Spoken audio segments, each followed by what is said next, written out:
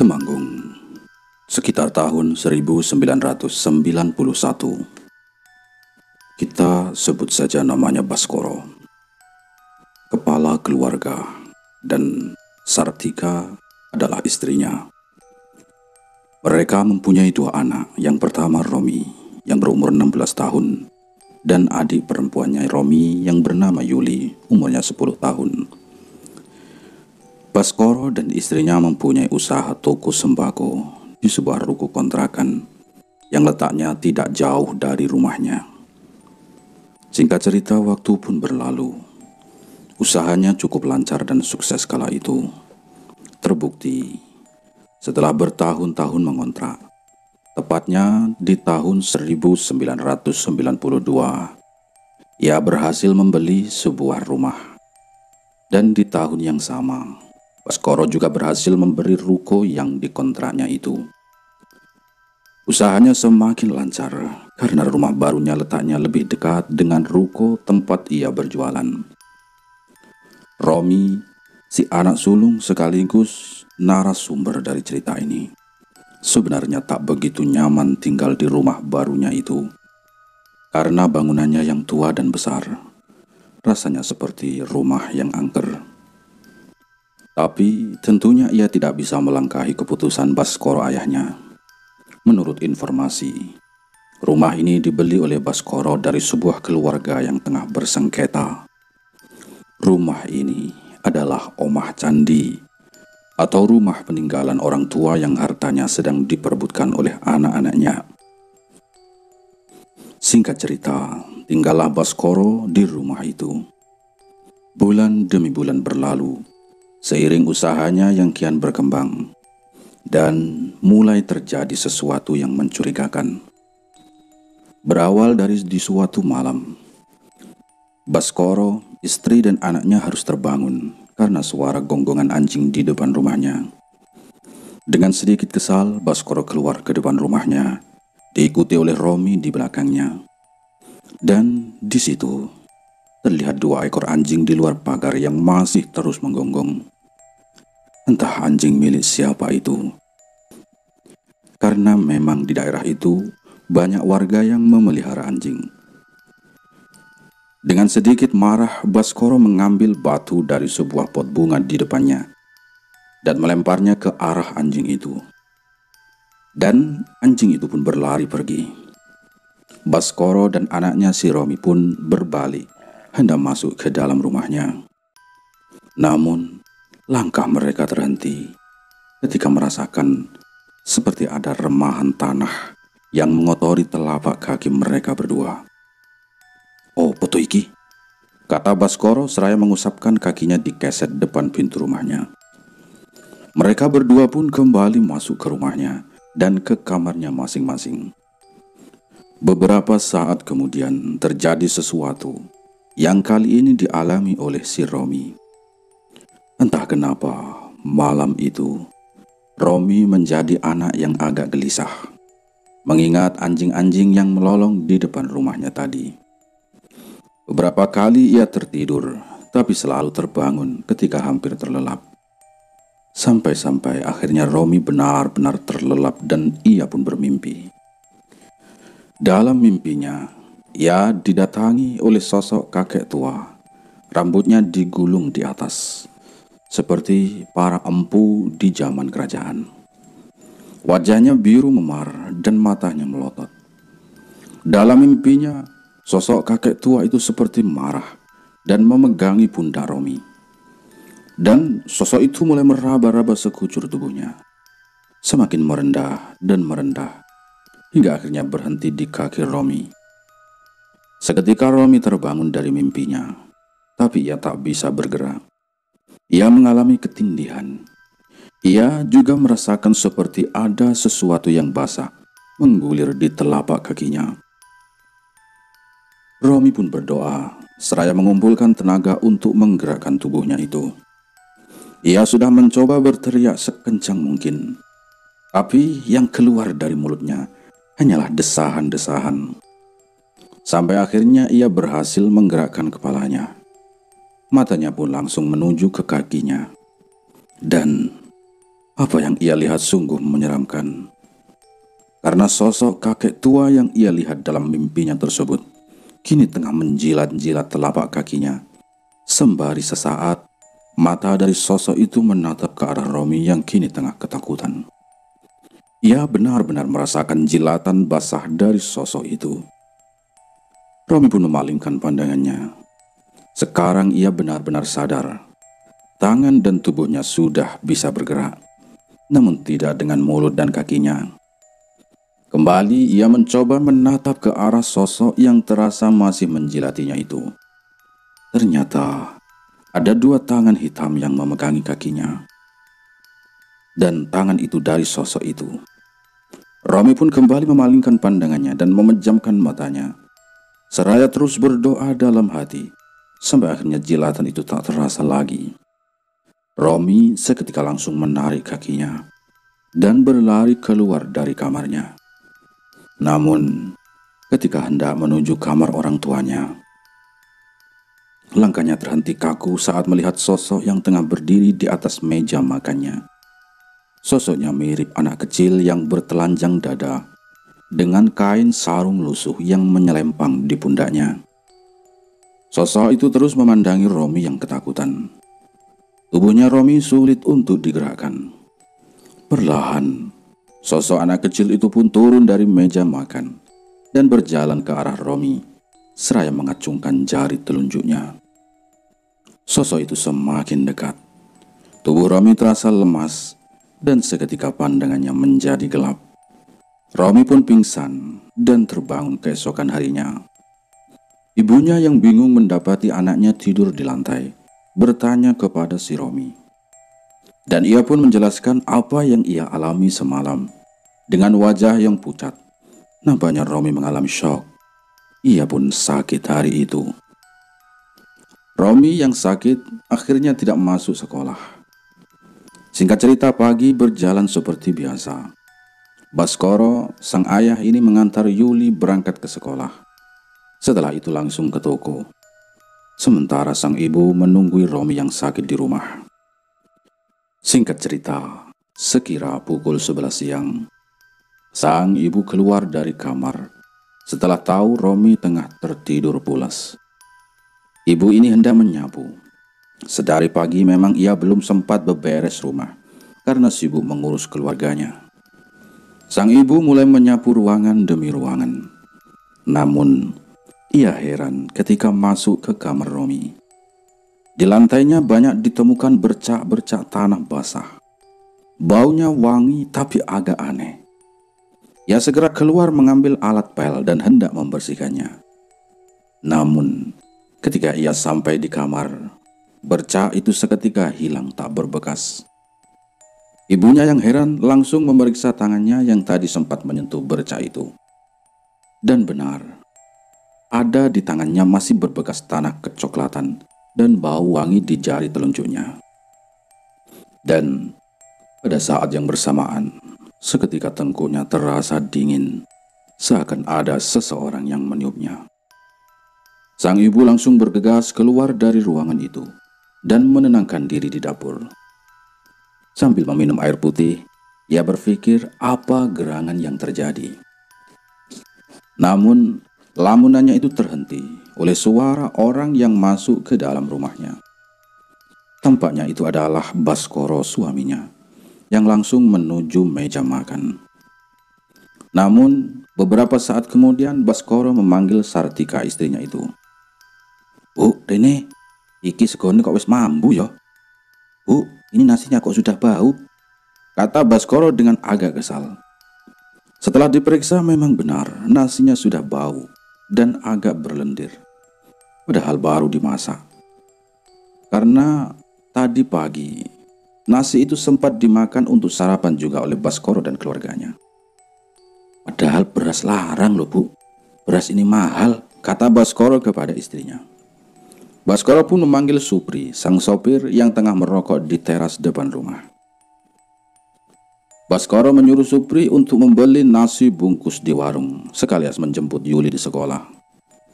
Namun, ketika Supri hendak berangkat, tiba-tiba saja dia berteriak. Baskoro dan istrinya sontak langsung keluar dan memeriksa. Pak, enten ular pak, gede banget, teng jero mobil. Ada ular pak, ular besar dalam mobil, kata Supri dengan wajah takut. Baskoro yang penasaran langsung memeriksa dari luar. Dan benar, ada ular weling atau ular yang lorek-lorek tengah melingkar di kursi depan bagian penumpang. Baskoro segera menyuruh Supri untuk berangkat dengan sepeda motor. Sementara ia memanggil warga sekitar untuk menangani ular ini. Dan Sartika, istrinya yang ketakutan, terlihat menjauh dari mobil itu. Singkat cerita, datanglah beberapa warga yang membantu. Tapi ketika dilihat, ular itu sudah tidak ada. Sartika, istri Baskoro sebagai orang satu-satunya yang sedari tadi berada di sekitar mobil, mengaku tak tahu kemana ular itu pergi. Sudah, jangan masuk dulu di balik kursi, kata salah seorang warga. Akhirnya dengan dibantu beberapa warga, dibukalah kursi kemudi mobil itu. Dan anehnya, bersamaan dengan kursi yang dibuka, berguguran juga remahan tanah yang cukup banyak.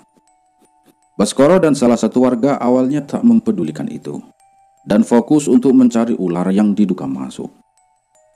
Sampai akhirnya mereka menyadari ada bau wewangian yang aneh dari tanah yang berguguran itu. Begitu juga dengan ular itu yang setelah dicari-cari juga tidak ketemu. Sartika, istri Baskoro yang turut menyaksikan dan mendekat serta mencium bau itu, langsung teringat kejadian beberapa saat tadi di kamarnya Romi. Namun ia memilih diam saja. Sampai akhirnya setelah para warga ini pulang, barulah ia bercerita kepada Baskoro suaminya tentang kejadian tadi. Istrinya mulai menghubung-hubungkan itu dengan cerita Romi tentang apa yang ia alami semalam. Namun di sini, Baskoro tampak menampik dan seperti mewajarkan hal itu. Hari pun berlalu. Tidak ada hal janggal yang terjadi sekira 7 hari terakhir. Romi juga terlihat sudah sembuh dari sakitnya dan mulai beraktivitas seperti biasanya. Sampai di suatu malam, terjadi lagi hal yang menyeramkan yang mereka alami secara bersamaan. Malam itu mungkin belum terlalu larut. Romi, ayah dan ibunya juga masih terjaga. Hanya si Yuli, si bungsu yang terlihat sudah terlelap di kamar tidur. Dan tiba-tiba saja, suara lolongan anjing di depan rumah itu terdengar lagi. Kali ini terasa lebih bising. Seketika Romi mengingat kejadian tempo hari karena mendengar suara itu. Nyalinya menciut. Ia merapatkan jarak duduknya ke tubuh ibunya. Sementara Baskoro sang ayah yang hendak memeriksa keluar. Namun Sartika, istrinya ini mencegah. Baskoro yang kesal sempat memaksa untuk tetap keluar rumah. Namun ia urung ketika suara lolongan anjing itu pun berhenti. Karena mereka bertiga pun kembali duduk. Dan beberapa saat kemudian pintu rumahnya diketuk. Ini cukup aneh. Pasalnya untuk seseorang bisa sampai ke depan pintu, harus melewati pagar terlebih dahulu. Sedangkan pagar itu digembok. Di sini Baskoro yang hendak memeriksa kembali lagi dicegah oleh istrinya, yang sepertinya merasakan ketidakberesan ini. Baskoro pun mencoba berteriak ke arah depan pintu. "Sopo yo?" kata Baskoro. Namun teriakan Baskoro ini malah disambut oleh suara tangis beserta ketukan yang kian mengeras.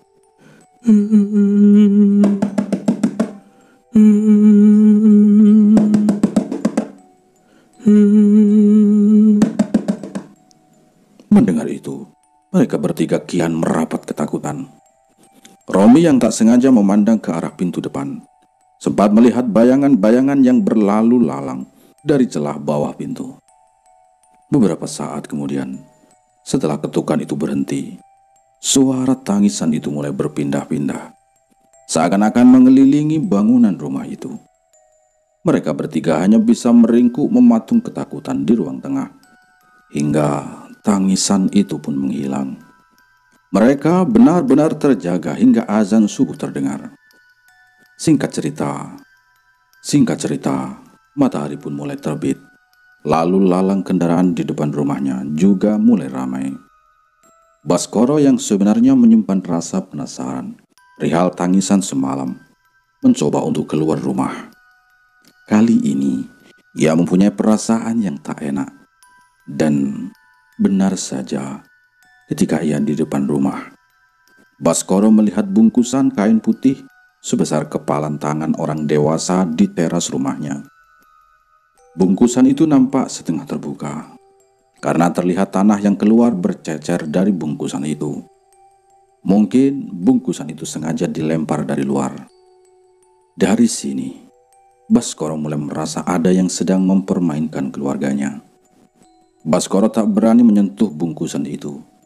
Ia segera masuk lagi ke dalam rumah. Terlihat kini suasana yang pasti aneh. Romi, anaknya, dan Sartika istrinya nampak terdiam melamun menahan kantuk.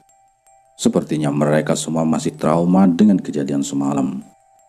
Meski begitu, Baskoro tetap mencoba tenang. Ia tetap beraktivitas seperti biasanya, mengantar anak-anaknya sekolah dan pergi ke tokonya. Singkat cerita, sesampainya Baskoro di tempat usahanya, tak disangka di sana juga ditemukan hal yang sama, yaitu bungkusan kain kafan berisi tanah. Supri, sang sopir yang pertama kali menemukannya, juga tak berani menyentuh. Sebut saja Pak Wahono, salah satu kuli panggul di situ, menghampiri Supri dan Baskoro yang tengah mengamati bungkusan itu. "Wah, dak beres itu, Pak," kata Pak Wahono kepada Supri. Pak Wahono ini sepertinya memang sedikit tahu tentang hal-hal seperti ini. Setelah itu, dengan percaya diri Pak Wahono pun membuka bungkusan itu. Diikuti dengan beberapa orang yang makin berkerumun ingin melihat hal itu. Dan setelah dibuka, bungkusan itu ternyata berisi tanah setengah basah, bunga ziarah, beras kuning, dan yang paling mencengangkan, ditemukan juga 2 buah gigi geraham orang dewasa di dalam bungkusan tersebut. "Wah, payah niki, Pak. Katose enten tiyang sing boten seneng kali jenengan. Sepertinya ada orang yang tak suka dengan Bapak," kata Pak Wahono. Dan Pak Wahono pun menyarankan Baskoro untuk memanggil kiai atau ustadz agar meruqyah tempat ini. Baskoro pun hanya mengangguk. Sementara Pak Wahono kembali ke aktivitasnya mengangkut karung beras dari truk untuk menuju gudang belakang ruko. Dan tak selang beberapa lama, hal naas pun terjadi. Baskoro dan Supri sontak tersentak berlari menuju gudang belakang ruko. Ketika ada beberapa pekerja kuli panggul yang berteriak meminta tolong. Sesampainya di sana, terlihat 5 baris tumpukan karung beras setinggi kira-kira 5 meter itu gugur ke bawah. Salah satu pekerja juga terus saja berteriak menyebut nama Pak Wahono. Ternyata Pak Wahono lah yang tertimpa tumpukan itu. Mereka semua berjibaku mengangkat karung beras yang menutupi tubuh Pak Wahono itu satu persatu. Harusnya memang kejadian ini tidak fatal, karena barang yang menimpanya ini lunak. Tapi setelah semua karung berhasil diangkat, terlihat Pak Wahono yang tak bisa bergerak, meski matanya masih terbuka. Pak Wahono sama sekali tak merespon panggilan orang-orang di sekitarnya. Terlihat ia hanya tengkurap dengan kepala menghadap di sebelah kanan. Supri yang mendekat ingin mengangkatnya, langsung dicegah oleh Baskoro. Ia takut bila ada cedera fatal di tubuh Pak Wahono. Ia pun segera memanggil petugas medis. Dan setelah ditangani, benar saja Pak Wahono mengalami retak tulang leher. Entah ini ada hubungannya atau tidak dengan semua ini. Yang jelas, hal naas ini terjadi dan dialami oleh Pak Wahono, orang pertama yang berani membuka bungkusan itu. Setelah kejadian itu, Pak Wahono harus pensiun dari pekerjaannya karena cedera yang dialaminya. Ia menjadi sulit berjalan. Baskoro mulai merasa ini harus dihentikan. Ia mulai mencari seseorang yang bisa mengatasi hal ini. Namun, semua sempat menemui jalan buntu ketika para orang pintar yang ditemuinya hanya menyarankan untuk membersihkan saja tanah-tanah itu tanpa memberitahu solusi yang tuntas. Di sini, Baskoro juga mengetahui bahwa ia sedang dipermainkan oleh teluh santet tanah kuburan itu. Gangguan itu terus saja terjadi dari penampakan-penampakan yang ada di rumahnya, hingga kini mulai merambah ke tempat usahanya. Ada satu kesaksian juga dari salah satu tengkulak langganan di toko sembakonya, yang terpaksa pindah tak lagi membeli dagangannya Baskoro, karena ia bersumpah, mengaku sudah seminggu ini toko Baskoro tutup. Padahal Baskoro merasa sama sekali tak menutupnya. Yang ia heran, memang dalam seminggu itu tokonya sangat sepi. Hanya ada beberapa pengecer saja yang datang membeli. Kejanggalan demi kejanggalan mulai membuat Baskoro resah dan uring-uringan. Menurut Romi anaknya, sudah 2 bulan ini ayahnya berubah menjadi orang yang selalu mengedepankan emosinya. Romi juga sempat mendapati ayah dan ibunya bertengkar. Entah apa yang diselisihkan. Yang jelas, suasana rumah kini menjadi tidak enak sejak diketahui datangnya teluh ini. Seiring dengan itu, Romi pun kembali mengalami kejadian seram dan menakutkan. Begini kejadiannya. Malam itu terjadi perdebatan kecil di antara ayah dan ibunya Romi. Entah apa yang jadi masalahnya, yang jelas Romi yang sumpek memutuskan untuk masuk ke kamarnya dengan membanting pintu dengan keras, berharap Baskoro ayahnya dan ibunya yang tengah bertengkar mendengarnya. Dan itu cukup berhasil ketika mereka mendengar bantingan pintu dari Romi. Seketika mereka melirihkan suara pertengkarannya. Di kamar, Romi pun memutuskan untuk tidur. Dia pun mulai terlelap. Tapi di tengah malam, ia harus terbangun karena perutnya terasa mulas. Namun dia takut untuk ke kamar mandi. Ia sudah coba untuk menahannya, tapi sepertinya rasa ini sudah di ujung tanduk. Akhirnya, Romi mulai mengubur dalam-dalam rasa takutnya. Ia memutuskan untuk berlari kecil menuju kamar mandi, menembus gelapnya ruangan demi ruangan yang ia lalui. Saat hampir sampai di kamar mandi, tepatnya di ujung ruangan dapur, Romi mencium bau wangi aneh itu lagi. Namun, perutnya memaksa untuk tak mempedulikannya. Dia pun mulai mendorong pintu kamar mandi, walau ia menyadari seperti ada seseorang yang berada di belakangnya. Tapi, ketika pintu dibuka, Romi hanya tertegun. Seketika rasa mulas dalam perutnya itu sirna, karena di dalam bak kamar mandi, Romi melihat kepala seorang wanita, lengkap dengan sorot matanya yang memandang ke arah Romi. Romi terpaku, tak bisa bergerak melihat itu. Dan perlahan sosok itu mulai keluar dari bak mandi dan memunculkan sebagian tubuhnya. Terdengar suara pekikan dari mulutnya sambil merangkak keluar dari bak mandi itu.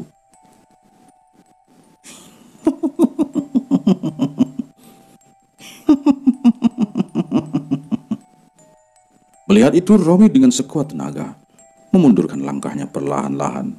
Meski terasa berat, tapi itu berhasil menjauhkan posisinya dari kamar mandi itu.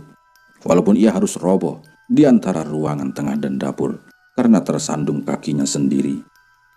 Pandangannya masih waspada. Barangkali sosok itu masih berjalan mengejarnya. Dan benar saja, Romi kembali melihat sosok itu berjalan dengan kaku. Terlihat rambutnya yang panjang dan bajunya yang coklat lusuh. Sosok itu berjalan di depan Romi tanpa menoleh dan hilang menembus tembok dapur. Seketika puncak ketakutannya terpecah oleh suara jeritan dari kamar ayah dan ibunya. Suara itu adalah suara Yuli adiknya. Entah apa yang terjadi. Romi yang tak mau ambil pusing langsung berlari menuju kamarnya dan bersembunyi di balik selimut. Sampai akhirnya esok hari pun tiba. Yuli, adiknya ini sakit. Ia demam tinggi. Pagi itu terasa sangat tak enak. Baskoro, ayah Romi, membangunkan si Romi dengan sedikit kasar. "Romi, ayo sekolah!" Begitu kata ayahnya seraya keluar dengan sedikit membanting pintu. Brak! Entah baru berapa jam Romi ini tertidur. Ia pun juga tak sempat bercerita tentang kejadian semalam. Ketika berjalan menuju kamar mandi, ingatannya kembali kepada kejadian malam tadi. Romi pun urung atau nggak jadi. Lantas ia hanya mengambil sikat gigi saja dan memutuskan untuk cuci muka di wastafel dekat dapur. Ibunya yang tengah menggoreng telur seakan tak peduli anaknya yang tak mandi. Romi pun segera masuk kamar dan berganti baju dan keluar sembari membawa tasnya. Yang jelas, suasana pagi itu tak sehangat dulu sebelum teror hantu-hantu sialan ini. Itulah mungkin batinnya si Romi. Ia tak sempat sarapan, hanya minum separuh teh hangat yang sudah disiapkan ibunya. Karena Baskoro, ayahnya sudah terburu berjalan keluar rumah. Romi menyusul dengan berlari kecil ke depan rumah. Terlihat ayahnya tengah bertolak pinggang, memandangi lantai terasnya itu. "Tanah sialan!" begitu ucap ayahnya, sembari menendang bungkusan kain putih yang ternyata ada lagi berserakan di depan teras rumahnya. Ia pun masuk ke dalam mobil, diikuti dengan Romi. Tanpa kata dan perbincangan, Baskoro, ayahnya Romi ini mengantar Romi ke sekolah. Dengan sedikit ngebut, Baskoro nampak emosi dan tak fokus. Sampai akhirnya hal naas pun terjadi. Ketika tiba-tiba Baskoro membelokkan setir mobilnya ke parit yang cukup dalam. Menurut kesaksian Baskoro, ia menghindari nenek-nenek yang menyeberang. Tapi anehnya Romi tak melihat itu. Yang Romi lihat dan tahu hanyalah tiba-tiba saja Baskoro ayahnya mengarahkan setir mobilnya ke jalur kanan dan masuk ke dalam sebuah parit kering yang cukup dalam. Mobilnya ringsek. Romi tak mengalami luka yang cukup berarti. Tetapi Baskoro kakinya terluka parah. Tulang keringnya patah sampai mencuat keluar.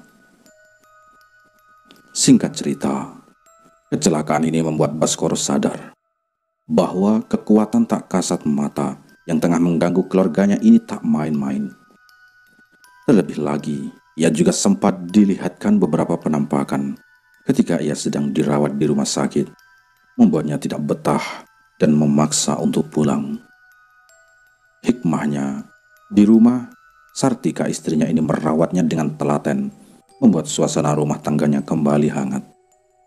Setelah merangkai kejanggalan demi kejanggalan yang selama ini terjadi, akhirnya hal ini dapat ditangani dengan serius. Ketika ada pengasuh pondok pesantren di daerah dekat Tuku Baskoro, ternyata selama ini mengamati apa yang terjadi. Dengan sukarela, juga beliau beserta santri-santrinya bermujahadah dan meruqyah toko dan rumahnya Baskoro. Dan di sini, keluarga Baskoro melihat sendiri, ternyata teluh lemah kuburan yang menyerang keluarganya memang tidak main-main. Karena tanah wangi yang diduga sebagai media itu ditemukan di berbagai tempat yang benar-benar tak terduga. Seperti di bawah kasurnya Romi dan Baskoro, di kendi tempat air minum mereka, di gentong tampungan air di dapur, dan yang paling aneh adalah di internet langit-langit ruang tengahnya. Pak Yai yang menyuruh Baskoro menjebolnya sendiri dari bawah dengan tongkat, dan berguguran tanah bercampur beras kuning dan bunga kering yang cukup banyak dari lubang internet yang dijebol tersebut. Dan seperti biasanya, tanah itu mengeluarkan bau wangi yang aneh. Singkat cerita, teluh lemah kuburan ini berhasil diatasi oleh Pak Kiai yang tak bisa saya sebutkan namanya. Sebagai korban, tentu keluarga Baskoro ingin tahu siapa orang yang menjadi pelakunya. Tapi Pak Kiai ini hanya bicara, "Niku mboten penting. Sing jelas Gusti mboten sare. Lemah teles Gusti sing bakal bales. Itu tidak penting. Yang jelas Tuhan tidak pernah tidur. Biarkan Tuhan yang membalas dengan caranya sendiri." Dan Pak Kiai ini juga meneruskan perkataannya, "Kalau saya mengatakan siapa pelaku sihir ini, sama saja saya dengan menabur benih dendam kepada panjenengan, Pak. kata Pak Kiai sembari menunjuk Baskoro yang sedang di atas kursi roda. Begitulah santet lemah kuburan ini berakhir. Mungkin kalau tak segera ditangani, ceritanya akan sangat berbeda. Bahkan tidak menutup kemungkinan hal yang sangat buruk akan terjadi. Baskoro sempat menjalani operasi untuk kakinya sebanyak 6 kali. Dan sekarang, beliau dan keluarga alhamdulillah masih sehat dan bahagia. Toko sembakonya juga masih berjalan. Dan kini Romi si narasumber ikut andil di dalamnya, walau mungkin ada fase pasang surut yang harus dilalui. Sekian tahun berlalu, tak dimungkiri juga sampai saat ini Baskoro, Romi dan sekeluarga masih mempunyai dugaan-dugaan tentang siapa pengirim sihir ini. Dugaan pertama tertuju pada sesama pengusaha toko sembako yang jarak tokonya hanya 50 meter dari tokonya Baskoro. Dan yang kedua adalah dari salah satu keluarga dari rumah yang dibelinya. Diduga orang tersebut marah karena ketika rumah ini dijual, dia tidak diajak bicara atau diberitahu. Itu diperkuat ketika 4 hari setelah Baskoro melunasi rumah itu. Orang itu datang dan ingin membatalkan proses jual beli yang surat-surat tanahnya ini sudah terlanjur balik nama atas nama Baskoro. Tapi begitulah, itu cuma sebatas dugaan. Tentang siapa sebenarnya pengirim teluh ini, keluarga Baskoro tak tahu pasti. Sekian cerita tentang teluh lemah kuburan ini. Semoga ada pelajaran yang bisa kita petik dari cerita ini. Sampai jumpa di cerita-cerita saya yang lain. Selesai.